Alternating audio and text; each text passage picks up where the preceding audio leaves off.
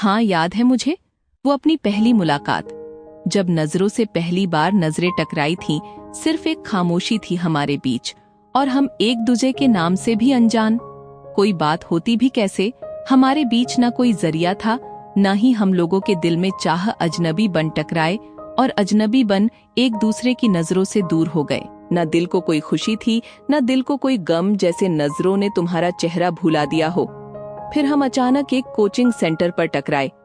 शायद भगवान ने ये हमें मिलाने दूसरी और मजबूत कड़ी जोड़ी थी। बातचीत तो हमारे बीच कभी नहीं हुई, बस हम आते कोचिंग सेंटर पर अपनी कोचिंग करते और अपने अपने रास्ते चले जाते। बस यही सिलसिला हमारे बीच बहुत दिन तक होता रहा। फिर एक दिन मैं कोचिंग नहीं आई। शायद ये तुम्हारे लिए पहला एहसास था कि मैं तुम्हारे लिए कुछ खास हूँ, और मैं इन सब से अनभिज अपनी ही उलझन में उलझी हुई थी। फिर मैं दूसरे दिन भी कोचिंग नहीं आई। सर ने जब मेरी सहेली से पूछा, तब तुम्हें झांत हुआ कि मैं बीमार हूँ। मेरी बीमारी में 7 दिन बीत गए खामोशी से। ठीक होने पर मैं कोचिंग आई।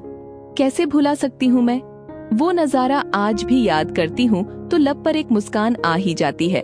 जैसे ही मैं क्लासरूम में कदम रखा, तुम्हारे चेहरे पर एक मुस्कान आ गई, जिसे तुमने जल्दी से छुपा ली कि कहीं कोई देख ना ले, और हम फिर अपनी पढ़ाई में लग गए। कोचिंग खत्म होने के बाद तुम्हें मौका मिल गया हमारी पहली बातचीत का। अब हम नाम से तो अनजान नहीं थे। तुम्हारे वो पहले शब्द, कैसी तबीयत है अब आपकी? मैंने जवाब दिया, अच्छी है। वो ही हमारी पहली बात थी। उसके बाद तो हमारे बीच अनबोला और वो एक लड़ाई ही थी। याद है, उस दिन बहुत तेज बारिश हो रही थी और तुम और तुम्हारे दोस्तों का बिल्कुल मन नहीं था पढ़ाई का। तुम हमेशा शांत रहते थे, पर वो तुम्हारे दोनों दोस्त मस्ती का तूफान थे, जिनसे पहली बार मेरी लड़ाई हुई। अच्छा, तुम ही बताओ, क्या मैं गलत बात पर लड़ी थी तुम्हारे दोस्तों से? इतनी तेज बारिश हो रही थी, और क्या कहा था उन लोगों ने पीछे बैठे? कितनी जोर से वर्षा हो रही है। बहुत गुस्सा आ रहा था।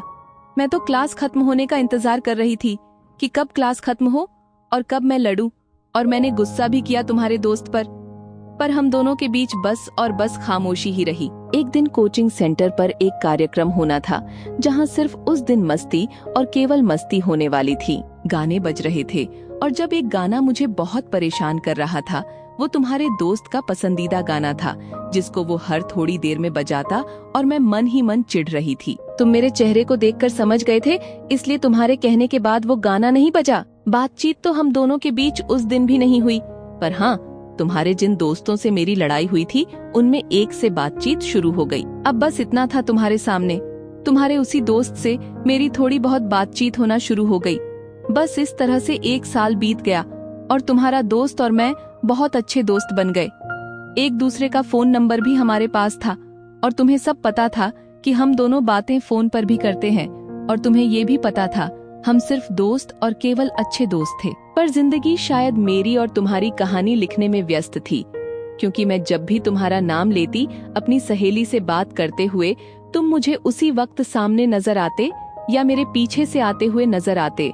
रोड पर चलते हुए मैं जब भी जिक्र करती, तुम मुझे नजर आ जाते, और मेरी सहेली बोलती, यार जब जब तू नाम लेती वो नजर आ जाता है, ये हो क्या रहा है? और मैं हंसकर बात टाल देती, एक इत्तेफाक समझकर, क्योंकि मैं तो प्यार होता क्या है इससे कोसों दूर थी। मुझे तो सिर्फ पढ़ाई और मस्ती, यही 2 बातें आती थीं, और मैं इनमें ही डूबी हुई तुम्हारे एहसास से अनभिज्ज थी। एक दिन अचानक तुम्हारे दोस्त ने तुम्हारा जिक्र छेड़ा मुझसे, और मैं अनजाने में उसको बोल गई, अरे यार पता नहीं क्या है, मैं जब भी नाम लेती हूँ उसका तो वो मुझे नजर आ जाता है।